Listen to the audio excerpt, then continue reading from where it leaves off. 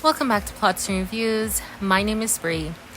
And frankly, guys, I've been trying to figure out how I can be more consistent on all of my platforms, considering work, considering reading, considering everything that's going on. And I just decided that maybe I should do a midweek and me revision. So at least I'd mention some of the books that I would have picked up during the week, as well as give some updates on some fun things I would have done during the week, and maybe bring out some stories from books that I really enjoyed, and have this as an opportunity to share with you guys and not make it very long, just reasonably amounted.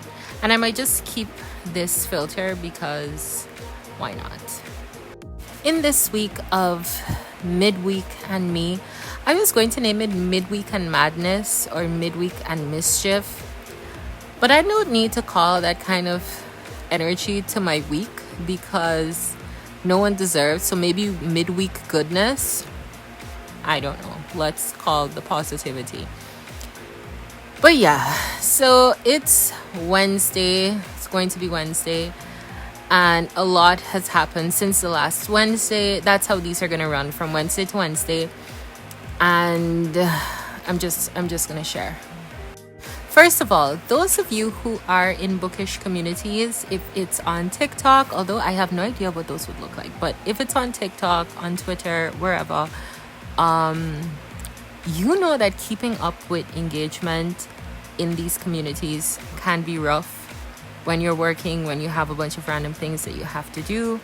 Even when you're not working, but you're like at home and you're a stay-at-home mom or stay-at-home parent with like a bunch of kids, or a stay-at-home parent with a lot of responsibilities, these communities can add up. And if you have no idea what I'm talking about, that's fair. Engagement communities are just ways that book nerds like myself ensure that we're often in touch with other book nerds that may have books that we like, and we make a keen effort in liking their posts, commenting on what they would have posted, and just keeping up with each other. Essentially, that's what Bookish Communities are for. Yeah. So as I was saying, keeping up with them can be rough. And it was a rough week. Usually when I spend a lot of time away and I have to keep up, I'm liking like 400 posts plus in a day, and my fingers get tired. And then I make family members like for me, because what is their purpose if not to do so? Now about books. This week was messy, meaning I actually finished one book, but I was trying to read about 3 or 4 books at once. And that never works out well. It usually happens when a book isn't engaging me enough, and so I have to find alternatives. So let's discuss those, and then we'll discuss the book I actually finished reading. So one of the books I'm currently going through is called Love on the Line by 𝗪𝗫𝗁𝗫. Bryant. Yes, 𝗪𝗫𝗁𝗫. For some reason, my Kindle app decides to freak out. I don't know if any of you have this issue, but my Kindle app just freaks out and it restarts the book. So that frustrated me because I was like at 30% and it kept on doing that. And I was like, you know what? Let me just pick up another book because I'm able. Yeah, and that's what happened with that one. So that's on pause temporarily. Oh yeah, Love on the Line is about this woman who has this mysterious past. We just come to assume that maybe she was part of nobility. It's a historical romance book. She ends up being one of the performers at those gardens that they're always talking about. Covent Gardens. Yeah, so she's a performer. She walks the high wire. And there is a murder that takes place, and this Earl, Viscount, somebody comes to investigate, and of course sparks are flying, and that's how far I got before Kindle decided to ruin my reading experience. Thank you, Kindle. The next book I started this week was Lords in Love by Erica Ridley. She has been writing a lot of books that I'm really finding engaging of late, like over the last 4 years. And so I was eager and excited to pick this one up. I was reading it with a friend, reading it aloud, and that was hilarious. It's definitely a book you should try reading out loud. Like, I recommend it. Please read it out loud. It's hilarious. I stopped it because I'm waiting for my friend to come back to visit me so that we can continue reading it. So that may take a little while for us to go through, but so far it's hilarious. This naive young girl ends up at this party ball thing in the middle of like the outskirts of social activities. There is this actual titled gentleman that pops up, and because she has been led to believe a lot of things about love and relationships, she naively believes that this man is gonna come for her when she has absolutely no prospects, is very plain, is very bland, has no dowry, comes from an almost impoverished family, etc. But yeah, he wants her, and he wants her desperately. Of course, daha. And finally, I started this one yesterday. It's called What Happens in the Ballroom. I haven't really gotten to a ballroom as yet in the story. We're setting up the scene where this woman who was married lost her husband to the war. Now she and her sisters are trying to make a living by quote unquote going into trade by hosting events. They become like event planners. And he has this ward that we assume there's some big secret story to it. That he goes to this woman that he's known who was the wife of one of his good friends, but he's always wanted and lusted after her sexy voluptuous body and her gorgeous hair. Anyway, so he wants her, and he's trying to like figure out what he has to do to like seduce her. But you know, she's like, oh, maybe we can have an affair, but I don't want to marry again after Samuel, because apparently her previous husband was a prick, and she doesn't want to have that experience again. I don't blame the woman. Our main event will be to discuss Stars and Beyond, Twilight Imperium, a set of short stories that are edited by, give me a moment. Okay, so Twilight Imperium, The Stars Beyond, edited by Charlotte Llewelyn Wells. Yes. So there are 6 stories, short stories in this one, in this like anthology.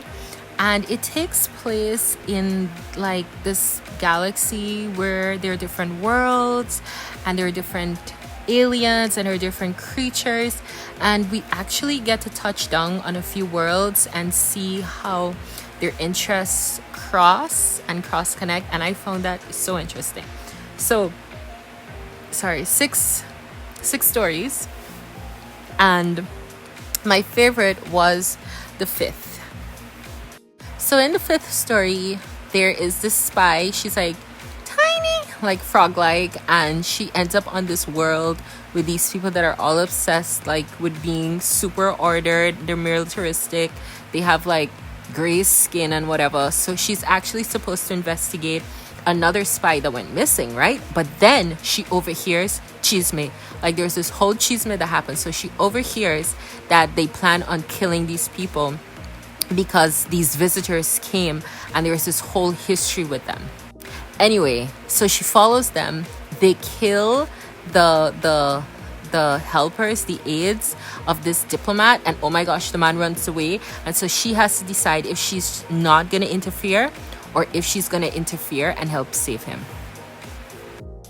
It very much gives, you know, these National Geographic photographers and film people that are there watching animals in the wild being torn apart and people not eating and everything, but they're supposed to be just video journalists to give their opinions and or to capture the moment and not interfere.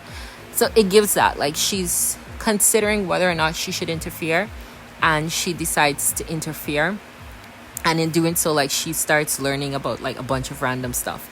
But it's really interesting to see the dichotomy in the planets, how different planets interact with each other, who avoids whom, why they avoid whom. I loved it. it was my favorite story. My second favorite story was actually the last story because I found it so hilarious. Okay, so it was funny because it's one of those like being faithful, like just good for you, like just good kind of things, where this scout slash colonist sets off with this huge plan of like going to this far-flung planet and bringing them under the control of like her people and so on. And unfortunately, she just ends up being in the wrong place at the wrong time with the wrong people. She misinterprets the whole situation. She lets her assumptions guide her down horrible paths. And I was laughing in satisfaction, like that whole story. It was mentally satisfying. And yeah, that was basically it for my reading week. Nothing else interesting. I do have to try and jump into like a children's book or something, a middle grade book, to kick off my week, at least to give me some motivation to continue with the longer things. Hopefully my friend comes back and I can continue this story with this girl, and next time I'll give more details about that story, but it's going interestingly so far. That being said, thank you so much for checking in today, tonight, this afternoon, whatever time it is. I hope you have an amazing rest of week. See you back on my next midweek and me, midweek goodness, whatever I decide to name it. See you back then. And have an amazing week, an amazing weekend. Be good to yourselves.